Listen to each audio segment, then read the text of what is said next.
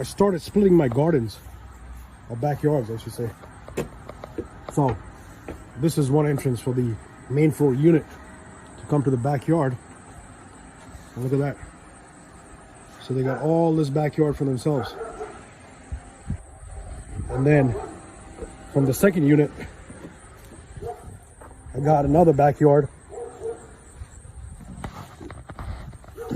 So that's the door to the secondary unit. So when they come out, they got all this backyard to themselves. I think it really adds value to the rental market, because if you can say to the renters of this bungalow, right, where it's adding an ADU in the bottom, you can say to them, oh, you know, you get your own backyard as well. That offers some privacy, and I think this adds value to the rental market, right, in the sense of I can get a better tenant. That's what I think.